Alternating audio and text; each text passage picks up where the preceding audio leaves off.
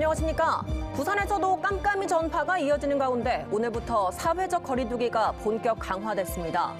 폭염이 기승을 부리면서 해수욕장에는 피서객 발길이 이어졌지만 인파는 대폭 줄었고 또 대부분 마스크를 쓰고 있었습니다. 윤파란 기자입니다. 불볕더위가 기승을 부린 연휴 마지막 날, 사회적 거리두기가 2단계로 강화된 상황에서도 부산 해운대 해수욕장에는 10만 명의 피서객이 찾았습니다. 전날 방문객 24만 명에 비해 절반 이하로 줄어든 수치로 바다에도 어느 정도 여유가 생겼습니다. 백사장을 걷는 시민들은 대부분 마스크를 착용했습니다. 너무 더워가지고 이제 근데 확진자도 너무 많이 생겨서 다시 마스크 좀 벗고 다니려고 했는데 다시 쓰고 다니라고 해가지고 좀. 거리두기가 2단계로 높아지며 해수욕장 방역수칙 위반 단속도 한층 강화됐습니다.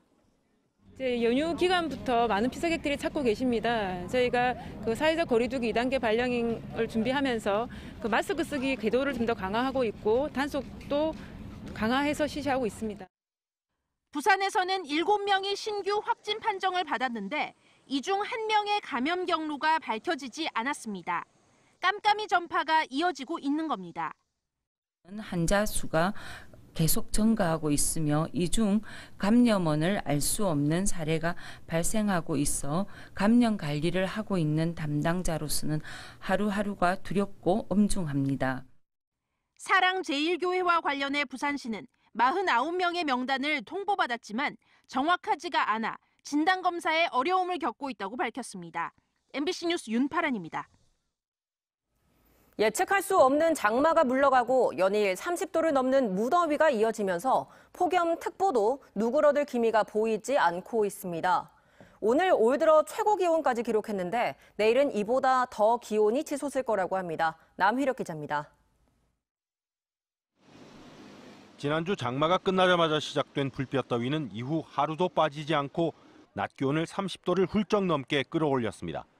연일 이어진 폭염특보 속에 급기야 올 들어 최고 기온도 단숨에 갈아치웠습니다. 부산의 대표 지역 공식 기온이 평년에 비해 4도 가까이 높은 33.1도였고 같은 부산이라도 금정구 36도를 비롯해 북구 35.6도, 서면이 있는 부산 진구도 35.1도로 도심권 지역은 그야말로 찜통과 다름없었고 해운대 33.4도 등 바다를 낀 지역도 혹서의 태양을 비켜가지 못했습니다. 한낮의 열기로 해가 져도 기온이 식지 않으면서 밤사이 최저기온이 25도를 넘는 열대야 현상이 계속되는 진기록도 이어지고 있습니다. 기상청은 이번 주 금요일까지는 낮 기온이 32도를 넘는 폭염이 계속되겠고 특히 다음 주에도 30도를 넘는 찜통더위가 당분간 이어질 것으로 예보했습니다. 중기 예보가 10일 예보를 하고 있는데 그까지는 아직 계속 30도 이상으로 이제 따뜻한 공기가 이제 지속적으로 이제 들어오니까 이제 그 기온이 높아지고. 사회적 거리두기 강화에다 폭염의 날씨까지 겹치면서 올해는 특히나 여름 나기를 힘들게 하고 있습니다. MBC 뉴스 남희력입니다. 코로나19로 김해공항 국제선 운항이 중단된 지 넉 달이 훌쩍 넘었습니다. 그런데 이제는 최소 노선이라도 국제선 운항을 재개해야 되는 게 아니냐는 여론이 높아지고 있습니다. 정은주 기자입니다. 효율적인 코로나 검역 관리를 위해 국제선 항공편이 인천공항으로 일원화된 건 지난 4월 6일부터입니다.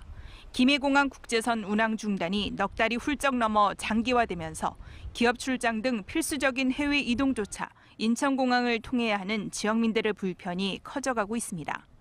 이런 가운데 부산 경남 기업들이 진출해 있는 중국 칭다오, 베트남 하노이 호치민 등 주요 도시 위주로 최소한의 국제선만이라도 운항 재개가 필요하다는 여론이 높아지고 있습니다.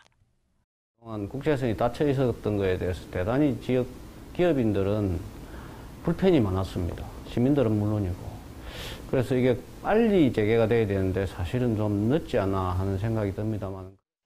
중앙재난안전대책본부가 중국, 베트남, 캄보디아를 코로나19 저위험 국가로 지정하고 이들 국가에 14일 이내 출장을 다녀오는 국내 기업인들에게는 자가격리 의무를 면제하는 등 최근에 달라진 분위기도 김해공항 국제선 재개 여론에 힘을 싣고 있습니다. 현재 국제선은 인천 선전 구간만 운항 중인 에어부산도 김해공항 국제선 운항 재개에 힘을 쏟고 있습니다. 최소한으로 국제선 운항이 재개될 수 있다면 지역민들의 불편도 줄이고 저희 항공사 입장에서도 회복할 수 있는 기점이 될 것으로 보입니다. 그를 위해서 보다 철저한 방역 대책을 수립하고 있고 관계기관과도 유기적으로 협업을 진행하고 있습니다. 김해공항 국제선 운항 재개는 중대본에서도 이르면 이달 중 주요 안건으로 검토될 걸로 보입니다. 부산시와 인근 지자체들도 이와 관련해 검역 등에 대한 논의에 들어간 가운데 결국 김해공항을 통한 해외 입국자들에 대한 검사와 격리, 이송체계 구축 등이 국제선 운항 재개의 선결 과제가 될 걸로 보입니다. MBC 뉴스 정은주입니다. 해경 업무를 지원하던 민간 잠수사들이 갑자기 사무실에서 쫓겨났습니다. 해경이 제공했던 이 사무실 부지는 편법으로 빌린 것이었고 민간 잠수사에겐 자격이 없었죠. 해경은 이걸 알고도 방치하다 문제가 될 것 같으니까 그제서야 잠수사들을 내쫓고 건물을 철거했습니다. 현지호 기자가 취재했습니다. 지난 2014년까지 해경 출장소로 쓰였던 남구 용호동의 한 2층 컨테이너 건물. 그 안에서 민간 잠수사들이 잠수용 장비를 빼냅니다. 출장소가 이전한 뒤 지역 민간 잠수사들이 사용해왔지만 갑작스레 철거 통보를 받은 겁니다. 컨테이너 건물이 있던 자리입니다. 민간 잠수사들이 머물면서 일대 순찰이나 경비 업무를 지원했었는데요. 하지만 지금은 건물이 감쪽같이 사라진 상태입니다. 해경이 이들에게 건물 일부를 사용토록 한 건 세월호 참사 이후입니다.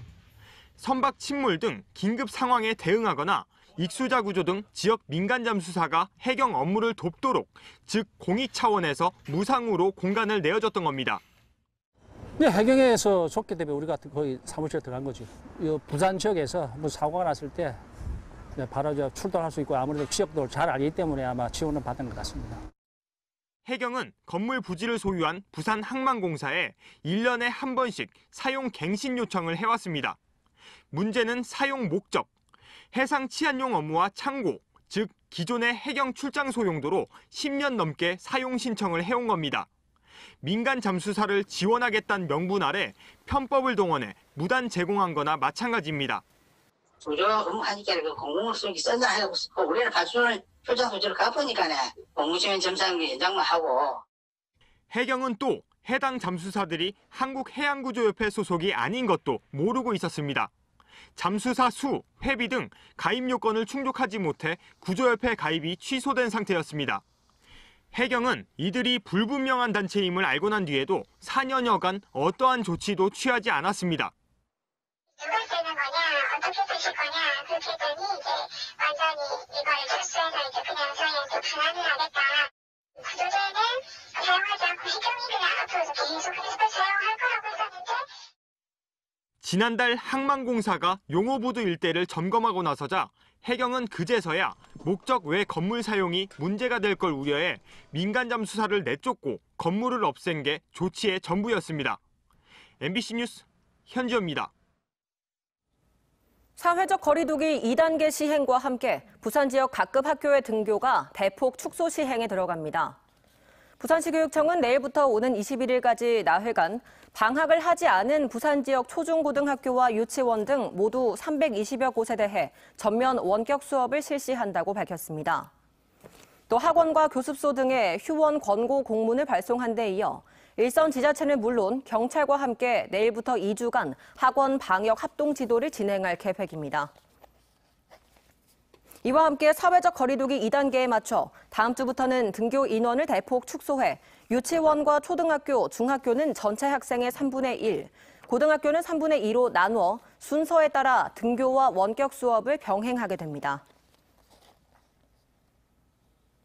지난해 부산 지역 종합부동산세 부과액이 전년보다 2.3배 증가한 것으로 나타났습니다. 국세청 2019년 종부세 고지 현황에 따르면 지난해 부산 지역의 종부세 납부자는 모두 18,000여 명으로 납부액은 447억 원에 달하는 것으로 확인됐습니다. 지난 2018년보다 납부자가 100여 명 줄고 부과액은 250원가량 늘어난 수준으로 고가주택의 공시가격이 현실화하면서 종부세 부담액이 커진 것으로 분석됩니다.